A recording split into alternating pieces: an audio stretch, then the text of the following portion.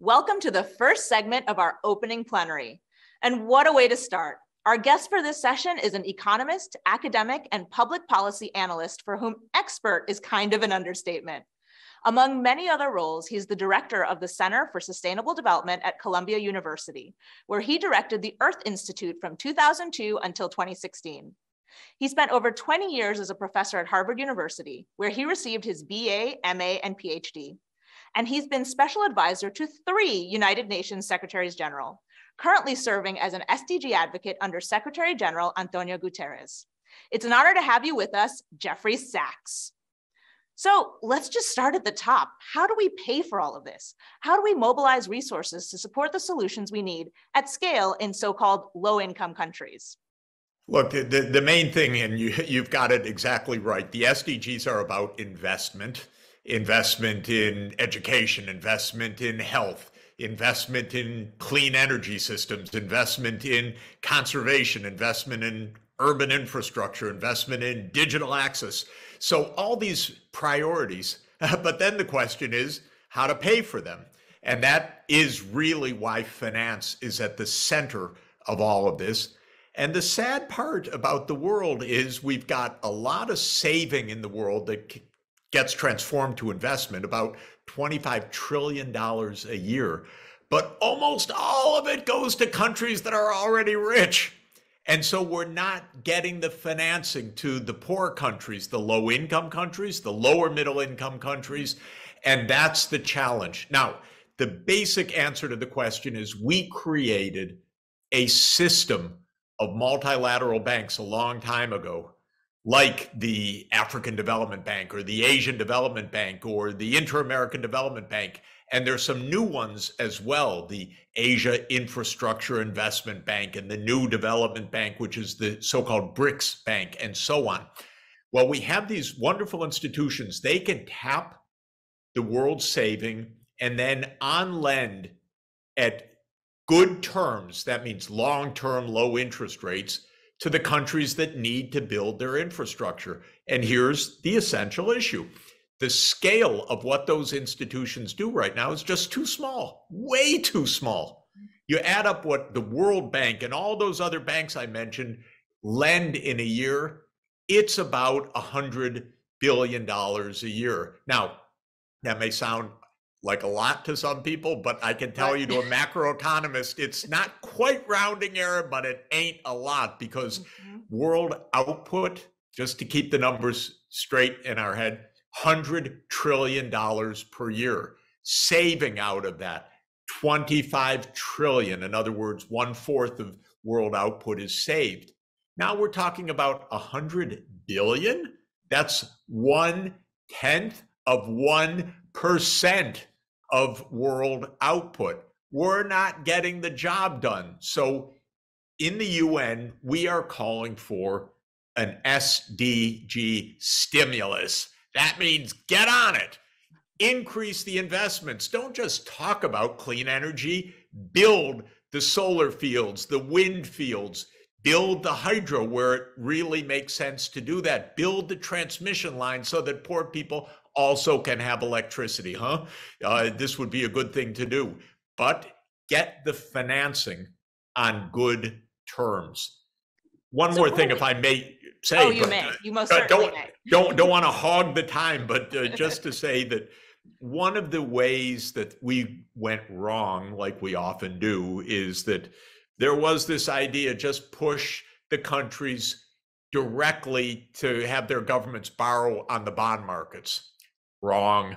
The problem is that the bond markets make these poor countries pay unbelievably high interest rates because they fear default. And then the high interest rates lead to default. So we're in a self-fulfilling trap all over the world. But there's an answer to it. We made those institutions I mentioned, those special multilateral banks, so that they could tap the capital markets, borrow at low cost, and then on lend at low cost. So I say, let's get on with it. Let's stop pretending. Let's stop leaving poor countries to their fate, which is the way cruelly that we do, let's recognize we're in a multiple set of emergencies right now. We've got COVID continuing, we've got the war in Ukraine, we've got the sanctions, and on top of everything else, the Fed in the US and the European Central Bank are both raising interest rates right now. So you add this together, if we don't use our official finance, not only are we not going to achieve the sustainable development goals, we're going to see crises all over the world, financial crises all over the world.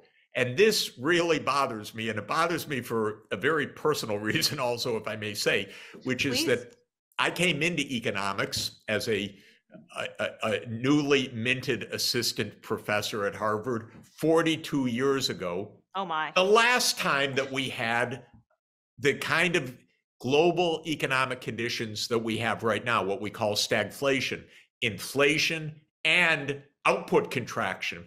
And we're getting that terrible mix because of all these crises that I mentioned. And I could add on to it, by the way, obviously, the environmental crises that are hitting the major countries. So Pakistan's floods and the drought in Europe and the drought in Asia. And I could also, by the way, mention the geopolitical tensions between the United States and China, which I really don't like. The United States is cutting off technology to China because it thinks China's a threat. This is all wrong, but it's further damaging the world economy. So if we just stand doing what we're doing right now, we're not just going to miss the opportunity to invest in sustainable development, we're going to have a global crisis. And that's why we have to get on the ball with a positive stimulus, with really saying, okay, we get it. We got to get the kids in school. That means building more schools, training more teachers, building clinics and health facilities, because we just saw what the pandemic did to places where there were not health systems. And for heaven's sake, basic point, we know, and even our Zoom right now shows it, we need electricity and we need connectivity in our world. But there are hundreds of millions of people that don't have electricity at all. Yeah, and so it is a basic point, and yet it's not basic for them. We've got so much to invest in. These investments have huge economic returns. Sometimes it takes 10 years, 20 years, 30 years to get the returns, but easily these returns are higher than the costs of capital if we do it right. In other words, if we get the low-cost lending to these countries, have the money directed towards these high-return investments, give countries time to achieve their economic progress, then that debt will also not even be a burden down the road. But if we lend to them short-term, high interest rates and say you have to pay back in 3 years or 5 years like the bond markets do, then it's just disaster. And it's lip service, right? I mean, well, it's an excuse for not thinking very clearly. This is the main problem. Leave it to the market, the magic of the market. Well, it doesn't work that way. Yes, exactly. But it's incredible in a 40+ year career, you're as passionate as you are about this still, and maybe more so because you've seen what hasn't happened. And I wonder if before we're out of time, you could reflect on how we mobilize lay people in this same way, because it seems to me in the world that we're in right now, that if lay people understood a lot of this, they would be an incredible resource for driving change. So what's your thought on communicating not just the urgency of this, but also the minutia of it? Because it seems to be that folks don't get it necessarily, or they're afraid of it. And as a result, they don't channel the same level of activism into some of the things that you're talking about. I think, people are scratching their heads saying, what is going on in this world? We've got so many crises. We've got war, we've got tensions and so on. And they say it doesn't make sense. And you know what? They're right. It doesn't make sense what we're doing right now. We're fighting with each other, we're arguing with each other, but everywhere you look, people are facing the same challenges, trying to keep the kids in school, trying to have a healthcare system that works, trying to have clean electricity so that we're not choking on our pollution and we're not wrecking the climate. So the main point I would stress from all my experiences all over the world, the real people, not the political and billionaire elites and so on. The real people want the same thing. And so wherever you are, demand from your government, come on, stop the wars, stop this waste of time, stop the tensions, stop the divisions, get on with helping to make our lives more decent by using sustainable development as a framework. All sustainable development means is we want more well-being, we want fairness, and we want to stop wrecking the environment. So it's pretty basic stuff. And wherever you are in the world, you need sustainable development. We need it in every, there's no place that is escaping this crisis right now. No place. No place is so powerful and so immune, we don't have to pay attention. Look at the United States, that what happened with the pandemic. More than 1 million people died because our government was so incompetent and missed the point of all of this. But you can't say, oh, I'm so powerful, I don't need this. This is for everybody. Thanks God we have the United Nations and we have the Sustainable Development Goals, because it gives a common framework. Wherever you are, promote those, demand your politicians get serious so that they're doing their job to promote what we all need, which is sustainable development. We love that call to action. I just have to ask you, with the few seconds we have left, what gives you hope? What gives me hope is I know this can be done, and young people around the world are going to lead it. They're not just demanding that others do it, they're going to do it, and that is phenomenal. Well, as much as I wish we could go on, we're out of time. Thank you so, so much, Jeff Sachs. It's been wonderful to chat with you on the International Day of Peace, no less. Wonderful. And thanks for reminding me of that. That's good news and a good harbinger. Wonderful. In honor of World Peace Day, we now have a message from the first global advocate for the Women's Peace and Humanitarian Fund. Here's Kristen Bell. Hi, I'm Kristen Bell, and I am honored to be joining the United Nations SDG Action Zone on this International Day of Peace. I wanted to tell you about the Women's Peace and Humanitarian Fund. I am their global advocate because they support women who are solving some of the toughest issues on the planet. I'm talking about incredible women activists who are on the front lines of conflict and crisis zones across the globe. From Ukraine, Afghanistan, DRC, Colombia, Myanmar, that's just to name a few. These women are working to build peace and respond to crises, and they are the engine of progress and peace in their local communities, and they deliver results. They are the experts who work in remote areas, reaching the most marginalized groups to make an impact from the ground up, and they are most familiar with the complex challenges facing their own communities, and they're best placed to lead homegrown solutions to make peace possible and transform lives. Did you know that when women are empowered to actively participate in society, outcomes improve across the board? It's true. When mama bears are in charge, economies grow, the reach of humanitarian aid expands, access to healthcare, education, and justice thrives for everyone. But despite this, women leaders are still dramatically underfunded worldwide. They literally receive less than 0.4% of the world's international aid. And that doesn't make any sense to me. And this is exactly what the WPHF is working to change, which is why their work is so close to my heart. The Women's Peace and Humanitarian Fund is rallying the world to support local women's organizations through its 1,000 Women Leaders campaign, and we want you to be a part of it. Go to wphfund.org/1000 women leaders and find out how people just like you are getting involved. On this Peace Day, join us, please, in support of the unlimited power of women building peace on the front lines. Thank you. It's time for our opening plenary. And because action is the operative word in the SDG Action Zone, we've invited 3 highly influential changemakers to help us capture the big picture on poverty and inequalities and set the stage for the day ahead. Let's meet them. We start with an agricultural scientist who, as Rwanda's Minister of Agriculture and Animal Resources from 2008 to 2014, drove programs that helped to lift more than 1 million Rwandans out of poverty. She served as the special envoy of the UN Secretary General for the Food Systems Summit in 2021. And now, as president of the African Farming Alliance known as AGRA, she's working to improve the livelihoods of millions of smallholder farmers across Africa. Welcome, Dr. Agnes Kalibata. Thank you for having me. Hello. Joining her is a celebrated serial entrepreneur and philanthropist. A refugee of the 1994 Rwandan genocide, he dropped out of school at 15 to start his first business with a $5,000 loan in 1996. He and his family have since grown it into a multi-sector investment group with a presence across 26 African countries, spanning technology, manufacturing, real estate, and financial services. And he's been recognized as a trailblazer by everyone from the World Economic Forum to MTV Africa and Esquire magazine.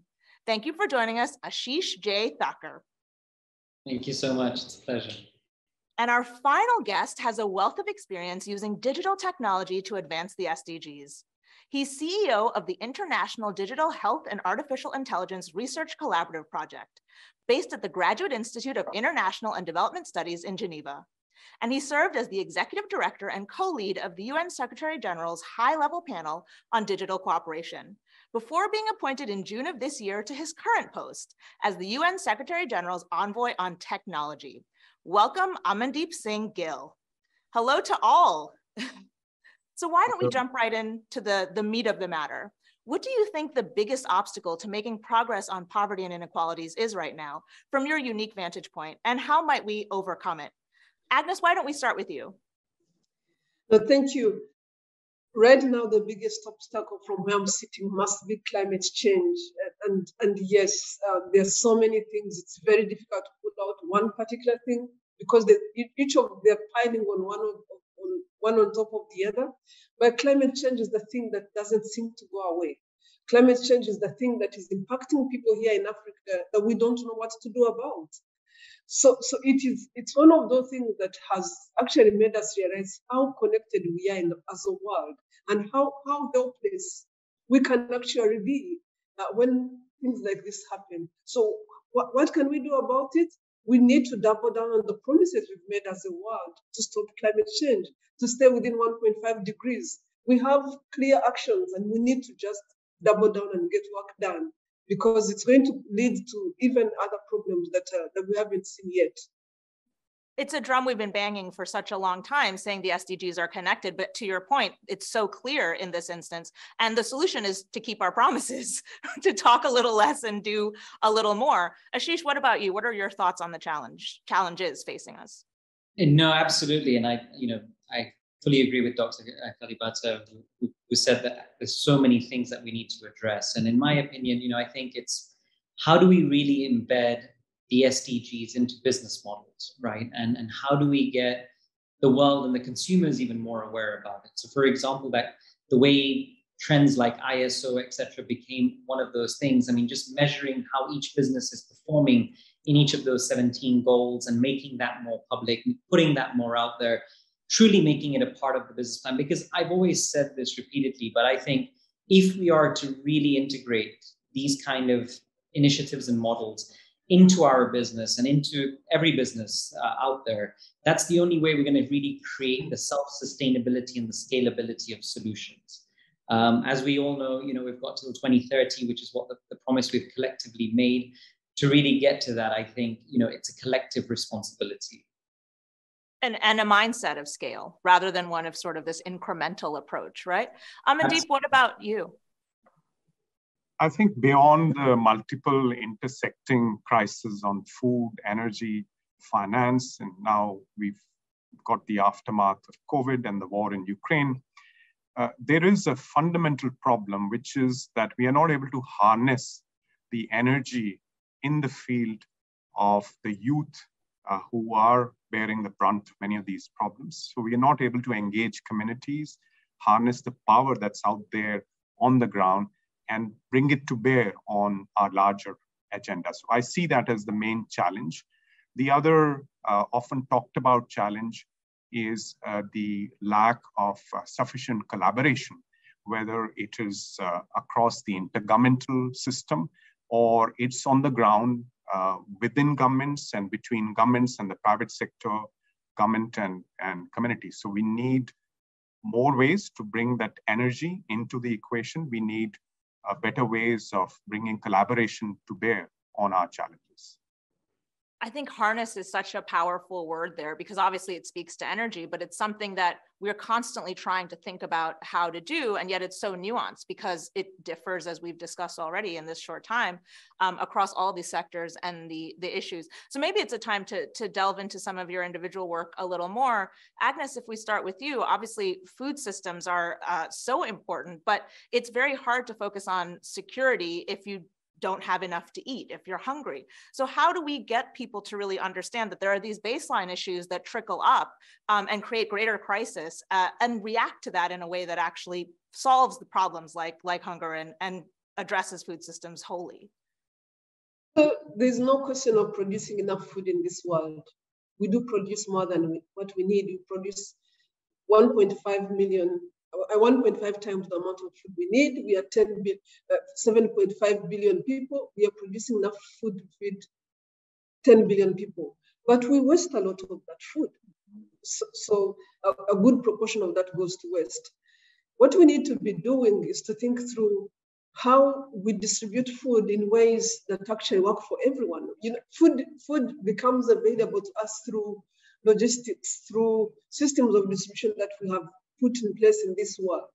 So what some of these challenges we are undergoing have put to question is our ability to distribute food and get affordably, but also in a good enough time. Whether it is through COVID-19, we saw disruptions coming in there and really threatening how we access food.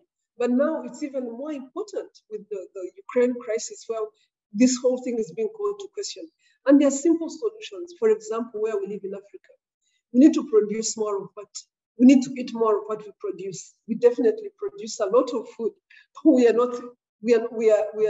putting so much in developing and really bringing in food that we actually don't produce, whether it's wheat, whether it is even soybean. In some countries, we do produce soybean, but we could do better. So we are producing cassava here, we are producing sweet potatoes. We need to see more of these foods make their way into bread. We need to do more research to ensure that these foods are giving farmers enough value. And we need to decentralize food more so that food markets can work for smallholder farmers that participate in these foods, so that consumers can have also an opportunity to be able to define how food in the environment they work with works. So there are a number of opportunities here, but the question is not that we don't produce enough food or that we don't know how to produce enough food. The question is how the marketing system works for food, but also then the question of climate change. When this type of challenges happen, how do we come in and ensure that distribution systems are sustained and not called to question? And for us as consumers, even being just informed, that so much of this seems to be about understanding systems and understanding how systems work in this interconnected way. Now, Ashish, initiatives like the Global Africa Business Initiative are showing us that Africa is at the forefront of this conversation in general. But I wonder, that is about unleashing the potential of Africa. How do we actually do that on the global economies? And then allow it to be something where Africa is actually setting the tone, setting the bar, so to speak, rather than us thinking of that as sort of a catching up as we have in the past? Yeah, it's a great question, Nadira. I mean, I've always said we're not playing to catch up, we're playing to lead the way. And you know, with God's grace, we've been able to demonstrate that in quite a few ways across the continent with quite a few different stories. Rwanda being a case in point of how what we went through, but where we are today and where we're going tomorrow with that vision, with the execution, right? So we've seen governments can do it, right? And it has become a role model for quite a few other governments. We've seen quite a few unicorns come out of the continent, which is again another sign. I mean, India has given birth to over 100 unicorns, and now you see Africa's got a few, and it's going to hit that double-digit number very soon. So that's a great sign as well, that it gives institutional investors that confidence as well. So I think as a continent collectively, that's really making a difference. I've said this quite a few times before, which is, it's not about us trying to bring Silicon Valley to Africa. It's about how do we take Africa to Silicon Valley. What stops us creating global solutions that can be applicable everywhere, right? And I'm sure Dr. Kalibata and Mr. Gill will both agree that There's so much going on, and we have real case studies of how mobile money has made that difference. And now we're seeing how digital banking and digital agriculture, digital education, digital healthcare, all these kind of things become real and practical in people's hands, right? So how we take advantage of that and take that to the next step, integrate it in the right way. But exactly how even Mr. Gill said that, making sure that the public, private, be it public companies and private companies, even within the private segment itself, and with the philanthropic organizations really come together to ensure that we're all on the same page and walking on that same path. Because I think it's a call for action, but it's a collective action and a collective responsibility. And collective action is sort of the name of the game as we move forward. I mean, it has to be. Amandeep, I'd love to go to you on tech, because obviously this is bleeding edge, doesn't even capture it anymore, the conversations that you're in. But I wonder, how do we ensure that we're using tech for good, and that in focusing on tech, we're not leaving huge swaths of people behind? Absolutely. So tech brings innovation, and innovation creates value. It also brings new players into action and helps us to scale what works. And as previous speakers have mentioned, it gives us leapfrogging opportunities. In the SDG space in particular, it allows us to be more data-driven in terms of what needs to be addressed, what are the metrics of impact, and also think about not only data on the SDGs, but data for the SDGs. Agnes spoke of food security. How can we bring real-time data sets together and predict where the next food crisis is going to be? Those kind of issues. But to your question, how do we ensure that it works for good and does not leave citizens behind or does not lead to human rights issues? We need rules of the road. We need both common rails and guardrails. Common rails to ensure that the space is inclusive and the entry barriers to new entrepreneurs are low, and guardrails to ensure that there's no misuse. Human rights, human agency, freedom of choice are respected. And for this, the most important issues, apart from these rules of the road norms, are respect for context, respect for diversity. Diversity reduces the risk of misuse, and also frankly, it helps us bring new innovations into the system, which is often, this is often driven by specific types of thinking. And as we all know, monoculture doesn't scale. The forest scales, one kind of a plant is not going to scale. So those are some ways to make sure that the tech works for good. I wonder if we could reflect, actually building on that idea, about who needs to do what. So what is it that governments need to do, that businesses and corporations need to do, and that consumers need to do to actually move the ball on the issues we're talking about right now? Do any of you want to just jump in on sort of those calls to action, or things that you are keeping an eye out for those specific sectors to really take ownership of? Maybe I could come in here. Please. Yeah, I mean, in the area we're working in food systems, we see a whole lot of people who are smallholder farmers. And you would know it's becoming very popular now. It's a popular saying now that the poorest of the world are the very people who are farming.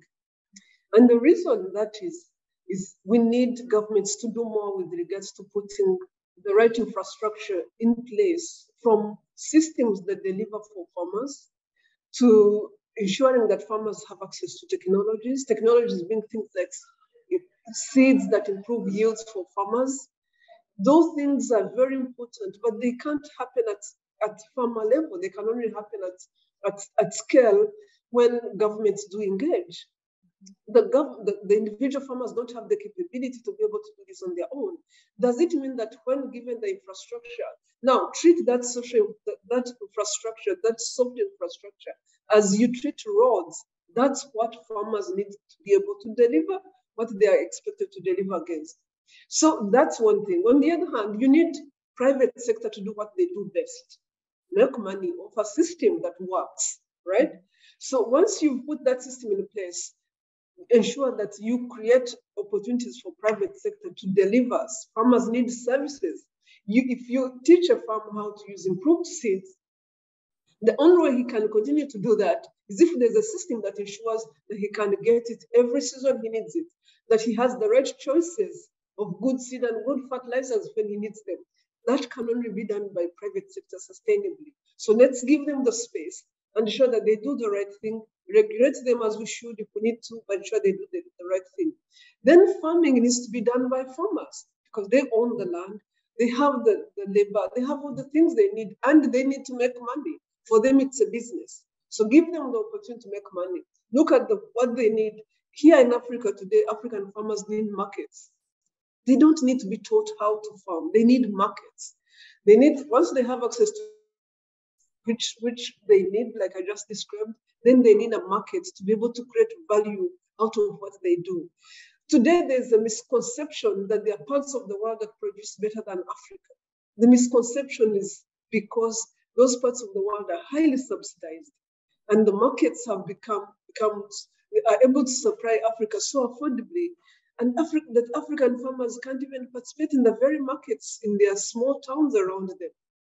So these are some of the things we need to kind of break apart and understand what are the inequities in our system that deserve just transitions that would make the food system work for smallholder farmers in Africa, in villages, as they are working for farmers in other parts of the world.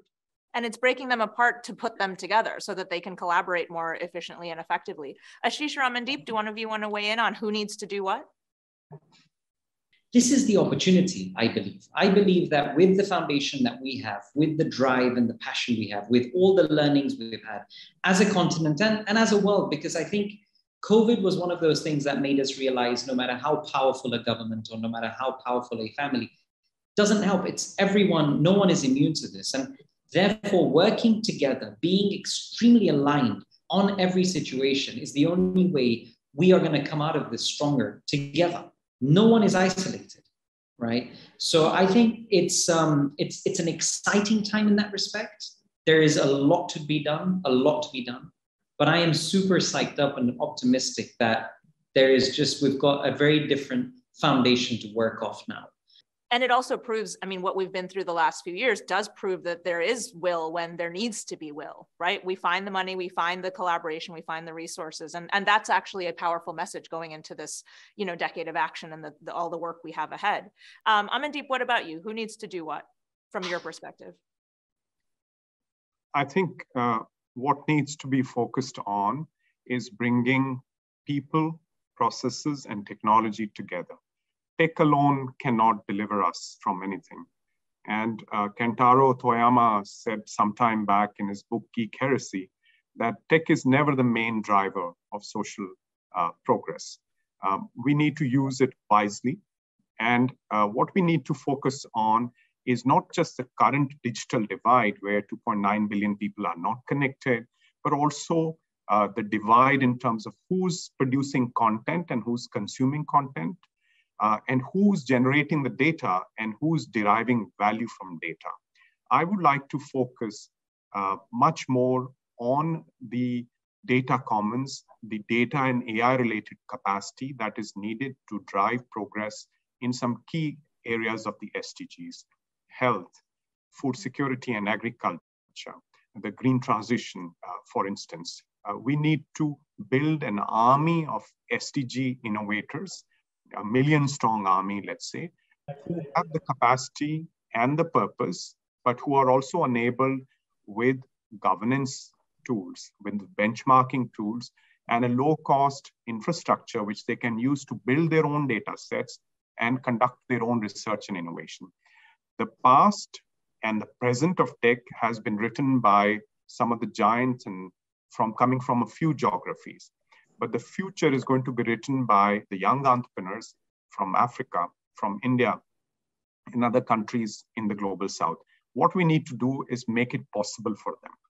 In some ways, get out of their way, but also in another way, provide them with the tools, the enablers that help them to do what they are best at doing, which is innovate and create value and solve our societal problems that, frankly, my generation, previous generations have contributed to and have not provided enough solutions for.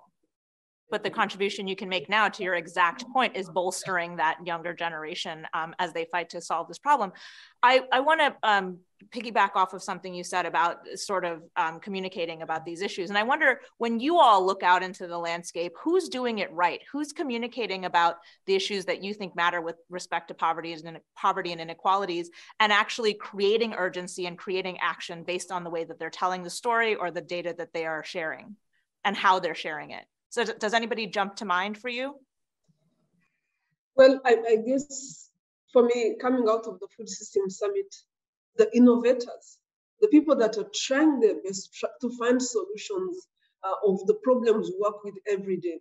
And these range from young people trying to find solutions based on where they are at, to farmers finding solutions to the problem they live with, to SMEs trying to innovate around the challenges like COVID-19 and how many of them jumped on use of telephone and being able to maintain their businesses running, to financial institutions that need to find new ways of getting money to people. So the innovators need to find a new way of doing business that we hadn't seen.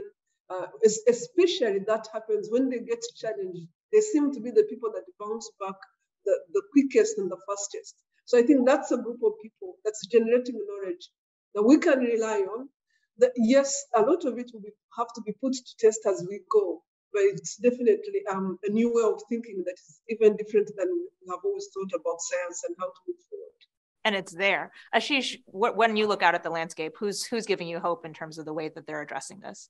Yeah, no, if I can just build on something that Amandeep and Agnes both said. I mean, I think the innovators are key. 1 million plus we're gonna need these young, smart minds. One thing where we always get blocked, and then the country they originate from does make a big difference. Unfortunately, it becomes the source of funding, right? And I think when you look at the amount of ESG funds that have come up over the last few years, and I would estimate over $50 billion has been allocated to ESG funds and the like. And my call would be really to venture capitalists, hedge funds, private equity funds, asset managers in general, that not only creating ESG funds is fantastic, but I think creating SDG focused funds, right? Given that we're already past the halfway mark, creating SDG specific funds. And to Agnes's point, it's from the SMEs, it's from the younger and smaller ideas to the scale up ideas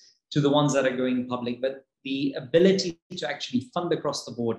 If we make that and plug that into the commercial system and get that done through proper asset managers, that gives a tangible return. I think that's going to be the enabling force to all of this as well in terms of getting it actually done. Excellent. And Amandeep, what about you? What specific group or institution are you keeping an eye on because it's doing it right? Let me give a shout out to the governments who are taking an architectural approach to digital, who are creating digital public infrastructure, these common rails and guardrails. Rwanda is an excellent example. There's Estonia, there's India, there are many others who are taking this approach.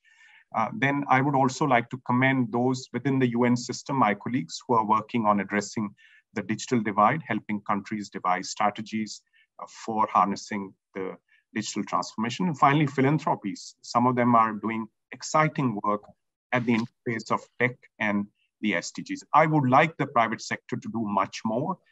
Please do not work from your CSR budgets. Get your R&D budgets out there into the equation. And that seems like a perfect call to action for us to end on. For those of you out there who are tweeting with our hashtags, tweet that, please. Thank you so much to our guests, to Amandeep, to Ashish, to Agnes. We are so grateful for your work, and we're grateful for you joining us here in the SDG Action Zone. We'll see you on the other side.